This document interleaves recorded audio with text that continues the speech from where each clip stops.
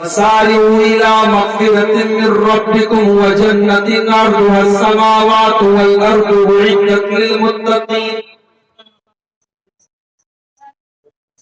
میرے بندو تم جلدی کرو، تم دوڑ پڑو، تم بھاگ پڑو، تم ایک دوسرے سے آگے نکلنے کی کوشش کرو. کس چیز کے لیے؟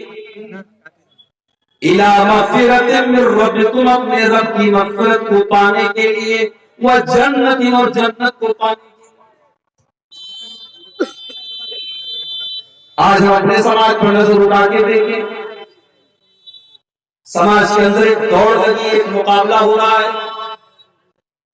پیسہ کمانے کا مقابلہ، زمین و جائیداد کا مقابلہ، نام کمانے کا مقابلہ، کہیں پردھانی کا مقابلہ، کہیں پولیٹکس کا مقابلہ.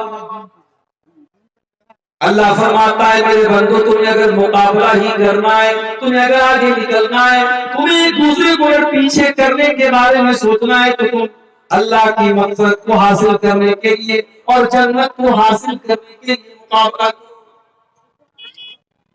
اور جب جنت کا نام لیا اللہ نے تو یہ بھی بتا دیا کہ جنت کو تم معمولی مت سمجھو.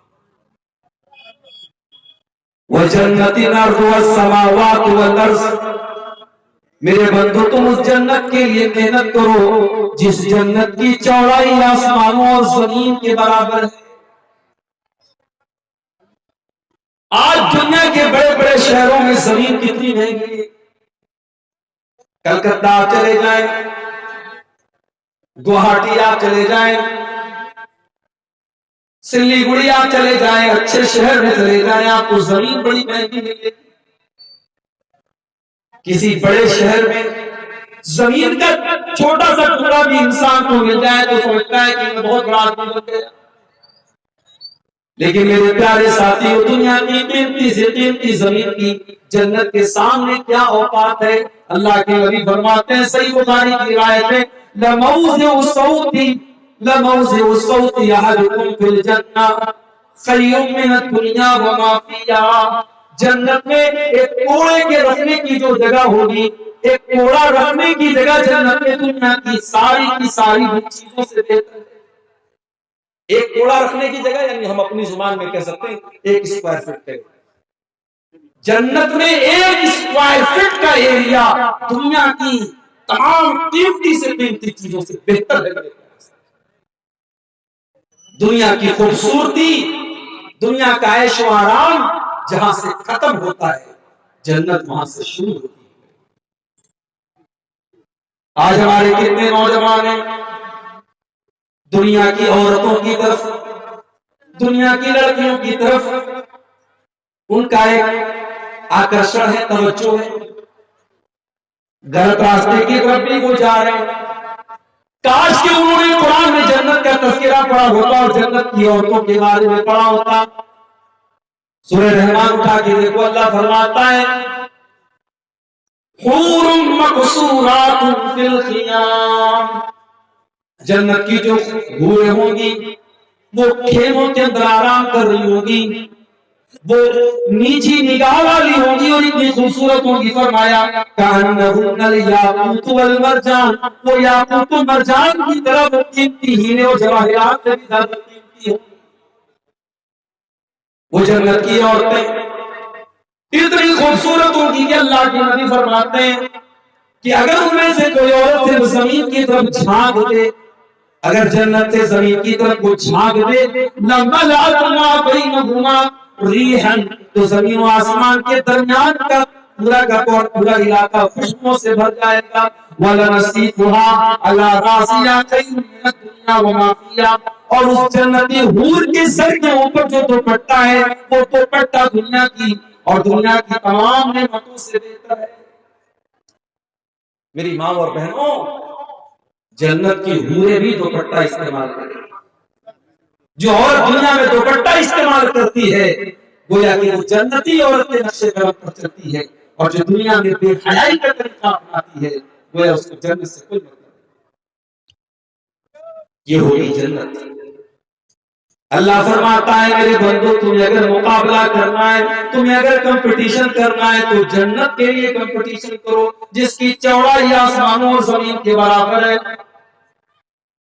اعدت للمتقین، اور وہ جنت تیار کی گئی ہے متقی لوگوں کے لیے، اللہ سے ڈرنے والوں کے لیے، پرہیزگاروں کے لیے۔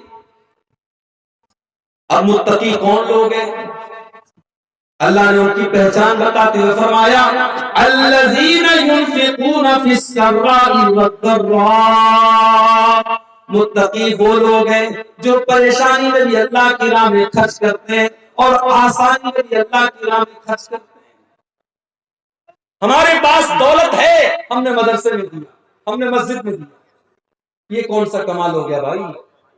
کمال تو یہ ہے میرے پاس دولت نہیں ہے، میرے پاس بہت آسائش نہیں ہے، میرے پاس دولت کی بہت زیادہ کثرت نہیں ہے، لیکن جہاں دینے کا نمبر آیا میں نے جو ہو سکا میں نے اللہ کی راہ میں دیا۔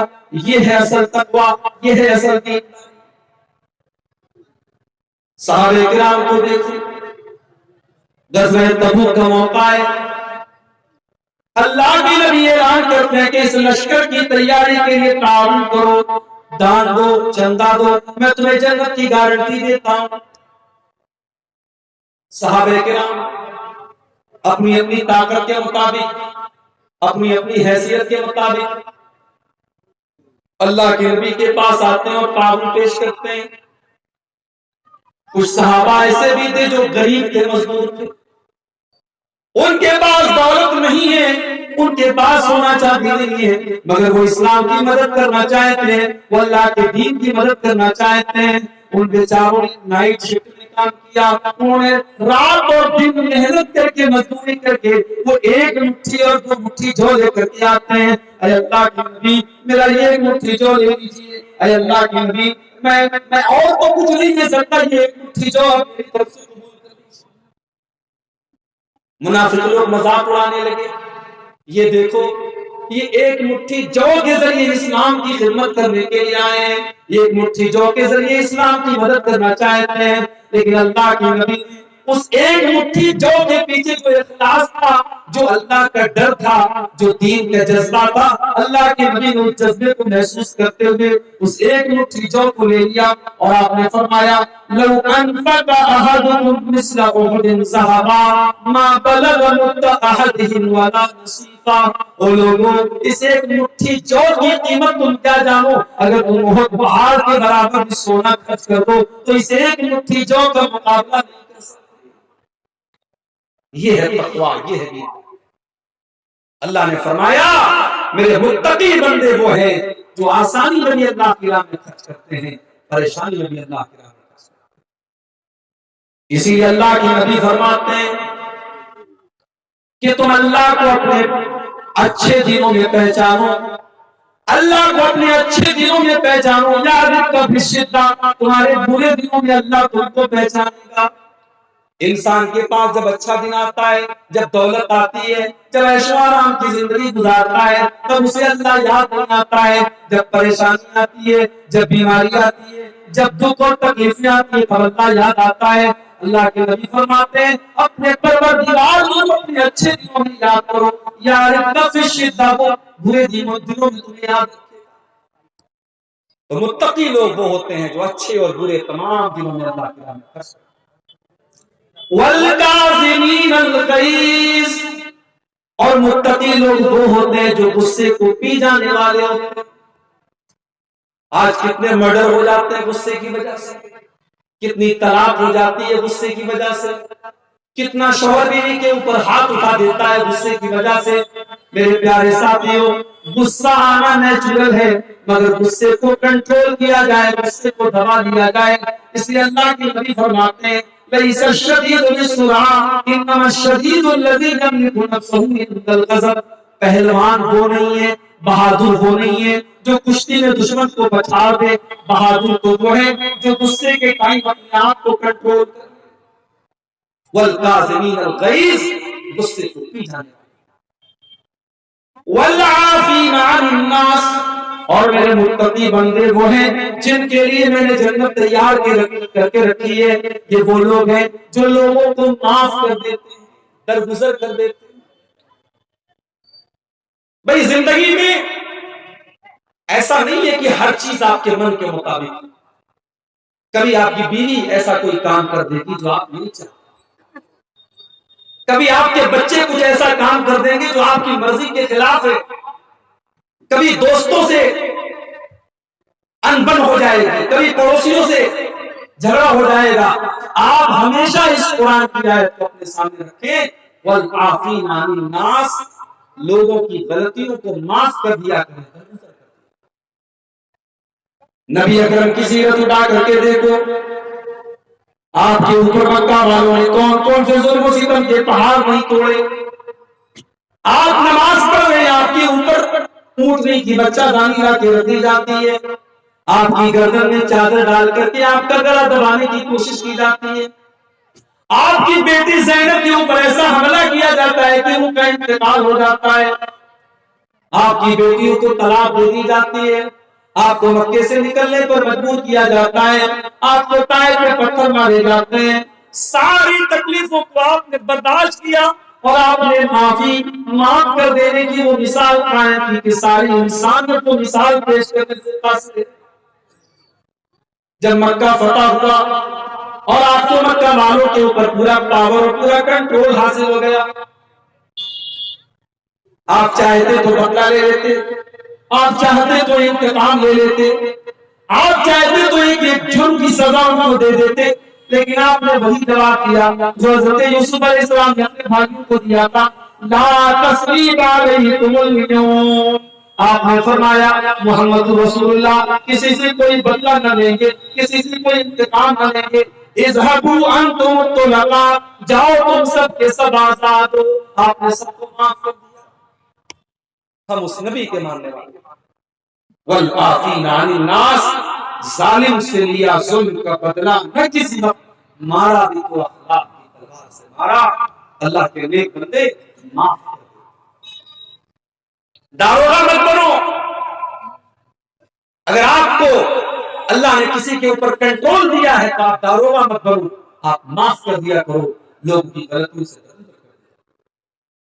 واللہ یحب المحسنین, اور اللہ تعالیٰ احسان کرنے والوں کو, نیکی کرنے والوں کو پسند فرماتا ہے. والذین اذا فعلوا فاحشة او ظلموا انفسهم, اور اللہ نے فرمایا میرے متقی بندے وہ ہوتے ہیں جب ان سے کوئی غلط کام ہو جاتا ہے, جب کوئی نازیبا کام ہو جاتا ہے, ان سے کوئی گناہ ہو جاتا ہے, او ظلموا انفسهم, یا وہ اپنی جان کے اوپر ظلم کر لیتے ہیں. گناہ کرنے والا سب سے پہلے اپنی جان پر ظلم, گناہ کر کے آپ دوسرے کا نقصان بعد میں کرتے ہیں, پہلے اپنا نقصان. اسی لیے ہمارے باپ آدم نے اور ہماری ماں حوا نے جب اللہ سے توبہ کی تو کن الفاظ میں کی؟ ربنا ظلمنا انفسنا وان لم تغفر لنا وترحمنا لنكونن من الخاسرین. پروردگارا ہم نے اپنی جانوں کے اوپر ظلم کیا ہے, اے اللہ ہم نے تیری نافرمانی کر کے اپنے اوپر اتیاچار کیا ہے, اور اگر تو نے ہمیں معاف نہ کیا, اگر تو نے ہم پر رحم نہ کیا, لنکونن من الخاسرین, تو ہم خسارہ اٹھانے والوں میں سے ہو جائیں گے.